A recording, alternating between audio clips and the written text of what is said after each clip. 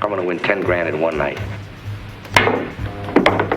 I made it, boy. I finally made it. Come on, pay up, sucker. The thing about a good hustler, he can go in a place and win all the money and leave, and everyone likes him. Came to play pool fast. That's good, Eddie. For how much? You name it. Well, here we go. Fast and loose. I've got troubles, and I think maybe you've got troubles. Maybe it'd be better if we just leave each other alone. You owe me money! The first time I saw The Hustler, I was just absolutely mesmerized by every moment of it. I had a couple of friends in it, and I was very, very close to that world at the time. Very good shot. Gleason was close to being a real professional. He was a superb pool player. Willie Moscone was the technical advisor on the film The Hustler. Paul Newman told me that he had never held a pool cue before Willie started teaching him. I broke my thumb. Oh, God! Sorry, I broke my thumb. I realize it's a very tragic love story that happens to be about pool players. But of course the pool world thinks it's a story about pool. Shoot pool fast, Eddie. I'm shooting pool fast. When I miss, you can shoot.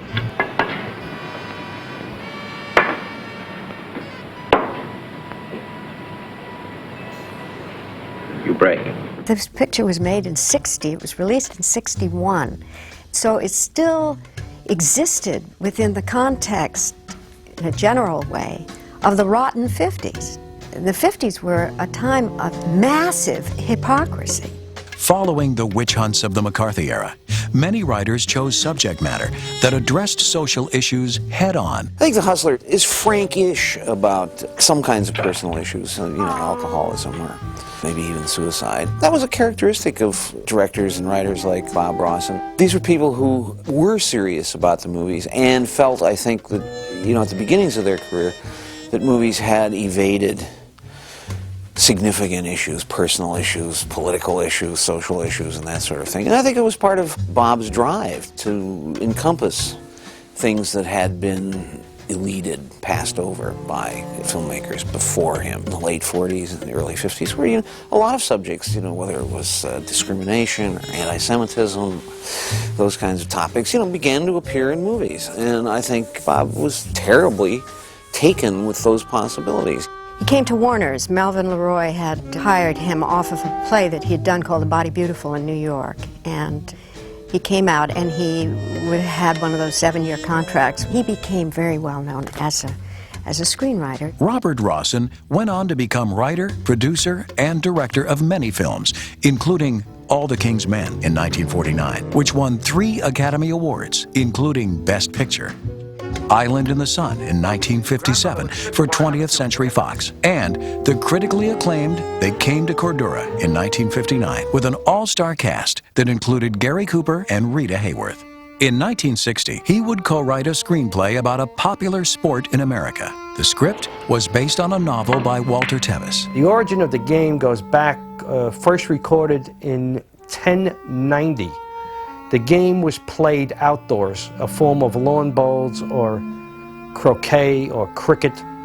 The game came indoors prior to 1500s and was played on the floor of the home.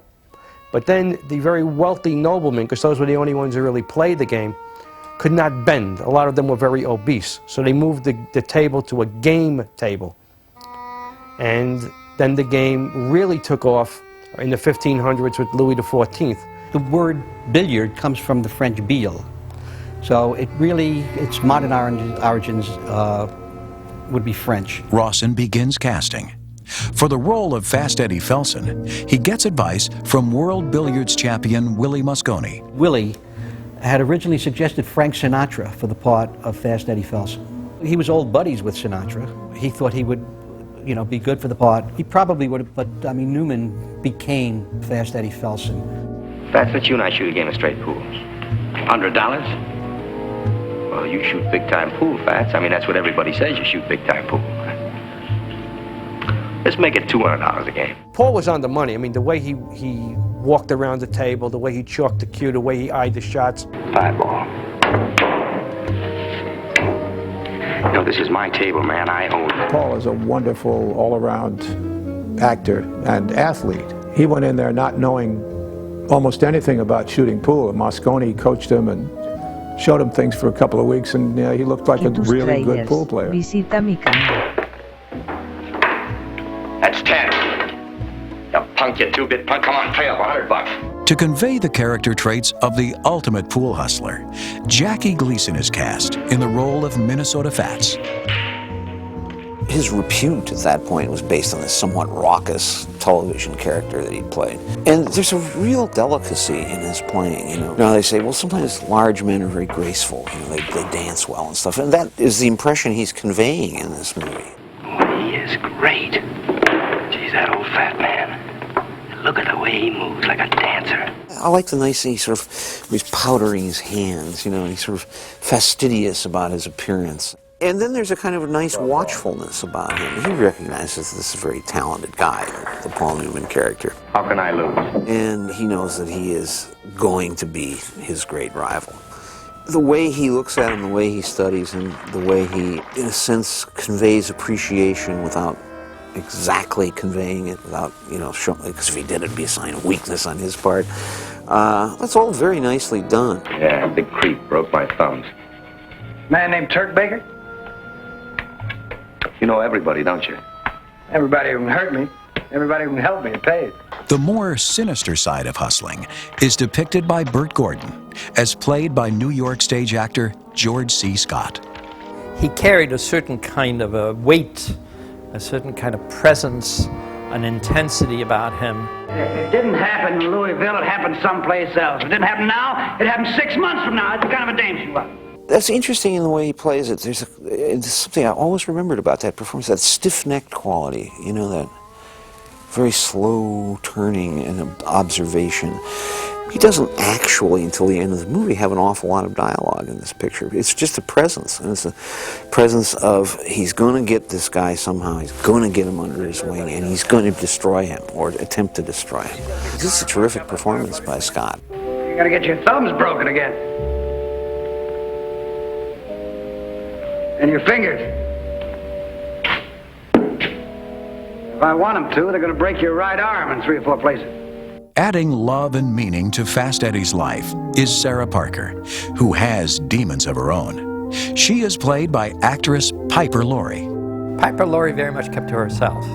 I thought Rawson was very smart in casting her because it brought a kind of an odd quality, you know, sort of an off-center, off-kilter feel to the character instead of the standard ingenue. I know where you live. In a locker at a bus station. We shot all of the interior scenes, all the scenes between Newman and Piper Laurie that happened in the apartment. The set was built. It was a Fox studio, I believe, on 55th Street and 10th Avenue.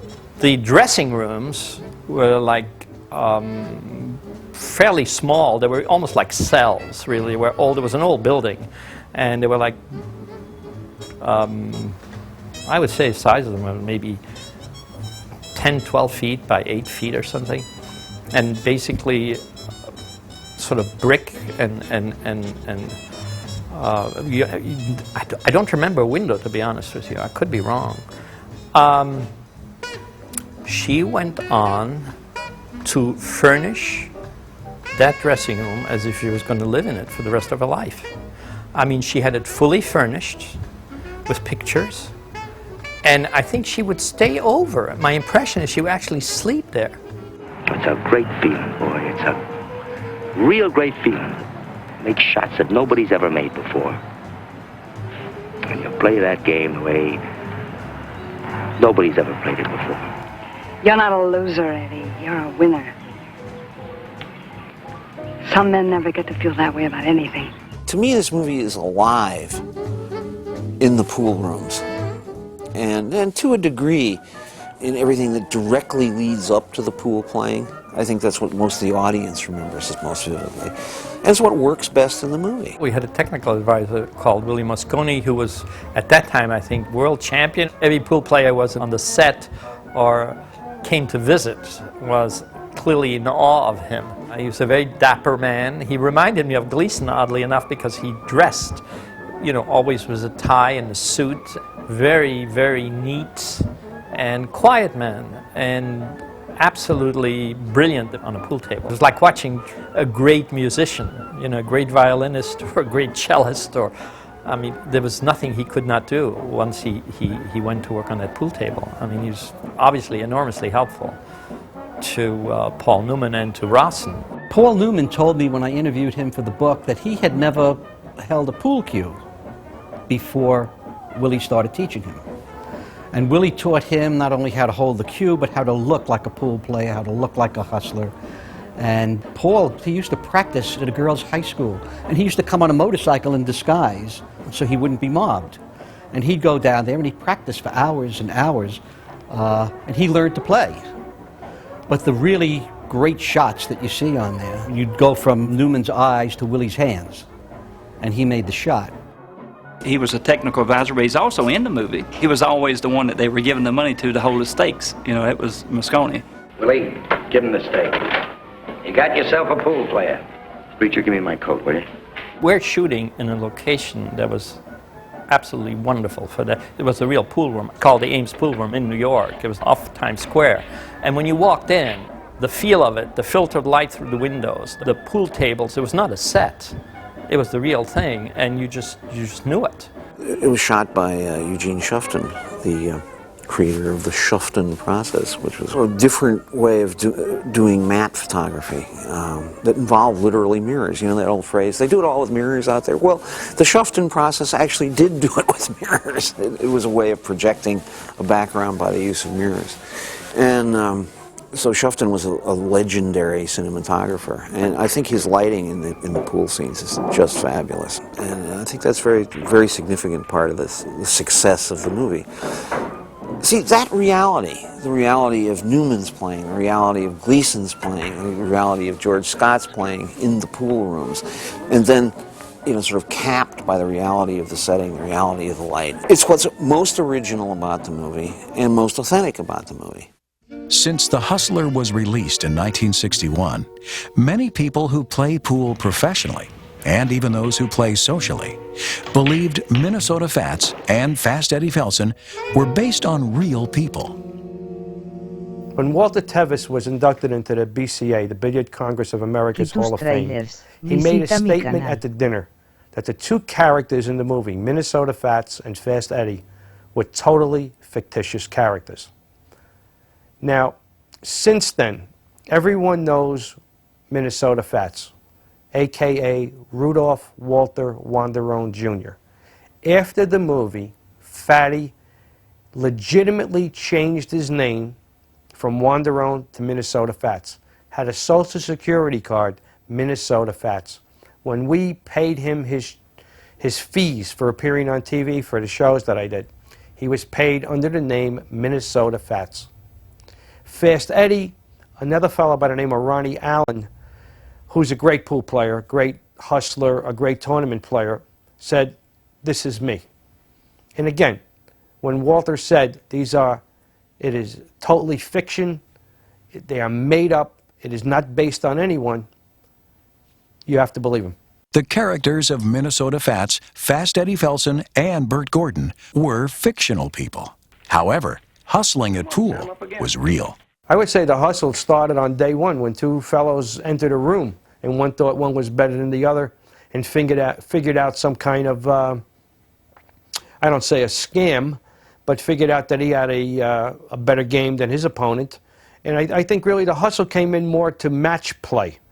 When two fellows came into the room, they made odds. Either they spotted each other money or spotted each other points. The late 19th century into the 20th century, you had professional pool hustlers. And right on through the 20th century, it didn't end there. You had guys with very colorful names who would travel the country hustling pool. And of course, what hustling was is you go in, you play for money, don't play your best, and then when the stakes go up, you cash in. You had people who just played the whole country that way. After a while, they would be known in their own venue. Word would spread. After a while, you wouldn't be able to go into a pool room and play anybody anymore, so you have to move on. And there were guys actually who traveled, you know, across the country doing that until they were discovered. Pool hustling's been around many years, but when it really got big was during the war. You know, during the war when a lot of the people went overseas to fight, and during the Depression to also, you know, I know players that were playing for big money back even during the Depression. It was a Depression-type game, you know. I mean, there were people that they had no place to go. Pool room was heated, it was warm. You'd go in. For a small change, you were able to rent time on a table, and you could play pool. And because nobody had much money, you would try to take the half a buck or dollar that this guy had. And it was a game that thrived in that kind of atmosphere.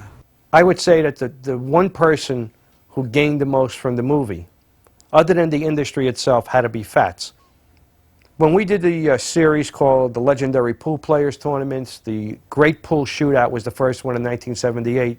Here's Minnesota Fats, who played in very few tournaments, never won one, did not finish higher than third in any tournament, changed his name, exploited the movie, made more money than any living human, like he would say, from the movie, on the left side, and the greatest pool player in the world of all times on the right side.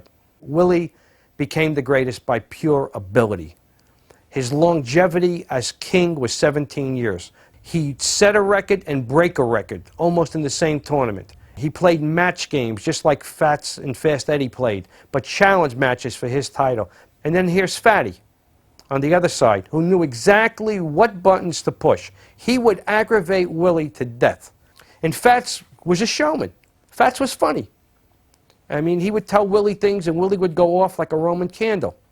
And he'd just go on and on and on and tell stories. He was like W.C. Fields' character. He was going to have this eating contest with this man in Illinois or somewhere. And he was sitting in the room waiting for them to bring this person that he was going to go up against. And they bet maybe $5,000 or $10,000 supposedly. You know, so Fats is sitting in this room. They got all this food, and this is the food they're going to use for the contest, right? So he waits and he gets impatient, so he finally goes over and eats a couple of turkey legs, he says, you know. So finally he sees down the hall, they're bringing this man in, he weighs about 800 pounds. And they want a person on each side bringing this man into the room. They get to the door, and the guy's so big he couldn't get through the door. So Fats said he just went over and he ate a couple more of those turkey legs, you know, and just greased the door down really good, or hams, you know, greased the door again. They just slid the guy on in, and then he knocked out a couple more turkeys and everything else and beat the guy for the money. But, I mean, his stories are like that. They're outrageous. I got to play Fats on the Dick Cavett show. I was doing Promises, Promises, the Broadway musical, and they called me at the last minute and they said, Peter Falk was supposed to shoot a game with Fats on the Cavett show, and Peter had the flu. Could I come over? So I go over. And we played 8-ball. He said, when do you want to play 8-ball, kid? And I said, okay. So I broke, he missed, and I ran the table. Now, he said, oh, you've been spending more time in the pool room than the acting class. So he did a couple of trick shots, and Cavett asked me to do a trick shot, and I set up this shot that was Mosconi's finale to his act, which was 1 in the corner, 2 goes cross-side, and the cue ball goes 3 rails and makes the 3. And I nailed it the first time. So now I come back to the theater, and this little stagehand says, so how did it go? And I tell him the story, how I beat Fats and then made this incredible trick shot, one take. So the next day he comes in and says, I made $600 on you last night. I said, what? He said he went to this bar, and on comes the Cavett show on a tape delay. And he's sitting with all the other guys, the stagehands. He says, I bet Jerry beats Fats. And he says, I bet he makes that trick shot the first try. So he said he pass-posted me like they used to do with races, like in The Sting. The film premiered in Washington, D.C. in September of 1961, even as questions arose concerning its subject matter. Arriving in Washington, D.C. for the premiere of his latest picture, The Hustler, producer-director Robert Rawson is accompanied by Piper Laurie and George C. Scott, 2 of the stars of the sensational expose of pool rooms and the racketeers who operate them. It's the national capital's most exciting 1961 turnout of notables.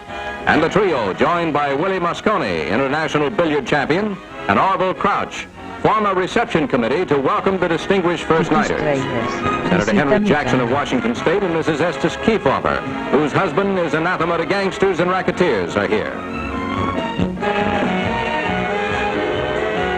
Associate Supreme Court Justice and Mrs. Tom Clark are also in attendance to see The Hustler with its vivid exposure of the crimes now under federal investigation.